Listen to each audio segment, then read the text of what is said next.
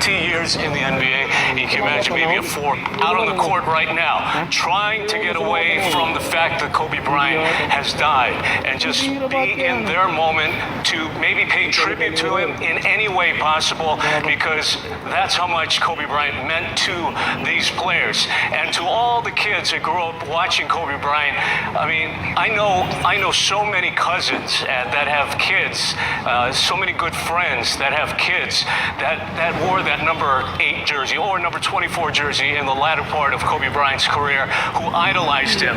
He reached so many people's lives, and like you said, at such a young age, and they grew up, you know, maybe having their own kids and their kids wearing the Kobe Bryant jersey. So he's touched so many generations. And, you know, I want to equate it in a funny kind of way, but can you imagine Los Angeles for 21 or so years without an NFL player? They had no Los Angeles team to grow up with and to root for. Right in that window. Right in that same window. Yeah. But of course, this one man touched so many lives in Los Angeles, and the purple and gold is all over LA Live as we look at the monitor, the live picture. So many tributes up there, that huge billboard that's up at LA Live with Kobe Bryant's picture. And of course, over the years, we have covered funerals, services for Laker greats. Yeah. Dr. Jerry Buss was down there at LA Live. I still remember covering that. And of course, Chick Hearn, the legendary play-by-play announcer for the Lakers, when he passed away at a church in Brentwood. That's, I think it was, where we covered that funeral. And 2 huge figures. And this is going to be just as big or even bigger. I hadn't thought about that window where Los Angeles was without an entire sport for kids to grow up, to be able to choose their favorite player. Yeah. And here comes one of the greatest of all time. Absolutely. In any sport. Right.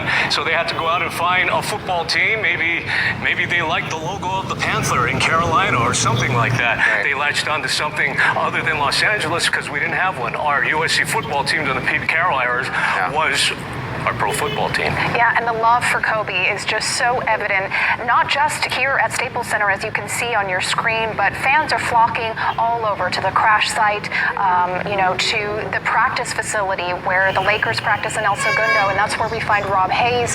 Rob, tell us what you're seeing out there. Yeah, we're at the UCLA Health Training Center. This is where the Lakers do all their training, their practices, things like that. You can see a small group of fans has showed up here, bringing flowers and other memorials that they set up in front of the front door. It's maybe a dozen people here right now.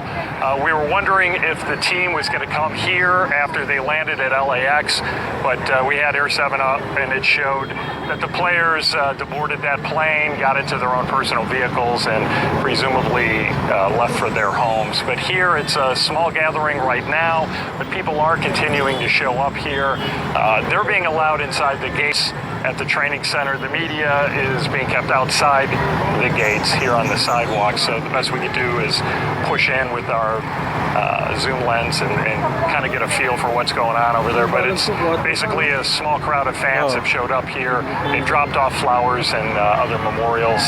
And I presume that the crowd will continue to grow here in El Segundo as fans look for a place to gather with other fans and mourn the loss of Kobe, his daughter, and everyone else who was in that helicopter. Okay. Yeah, I'm sure more people are going to be showing up there, Rob. And on the right of your screen, you can see a live picture. This is at Staples Center where that crowd has gathered. And I think we've seen a chant go up there, one of the 5 clap chants. Kobe Bryant, 5 claps. You can see them doing that from this vantage point as that crowd just surges in size around candles and flowers. Looks like they're surrounding something. It's a little bit hard to see here, but everybody seems to be focused on just this. Those are candles. I'm sure there's some jerseys down there as well. We see a lot of memorabilia, a lot of jerseys being worn by players, Robin. And for those of you who are not sports fans, the few of you out there, that jersey, once you put it on, you have that for yourself.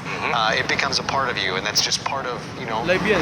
the word fan is from fanatic, and it is part of your life. Absolutely, and so many loyal Laker fans, through the lean years, especially over the past 6 years before LeBron James came. Of course, he came last year, but the 6 years prior to that, or 5 years, where the Lakers, they were going through tough times. But Laker fans have always been so loyal to the purple and gold. Even though there's another NBA team in town, if you are a Laker fan, you are always a Laker fan, and that's how Laker fans are. And out of all sports, basketball in particular right now, because of what we're talking about, if you go around all the NBA venues throughout the country, the Lakers have more fans all across the country than any other fans. I mean, you will see that purple and gold, even in Boston. You will see a bunch of them up in Sacramento.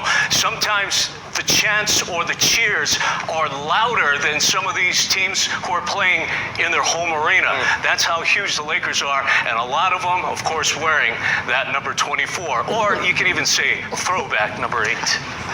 Yeah.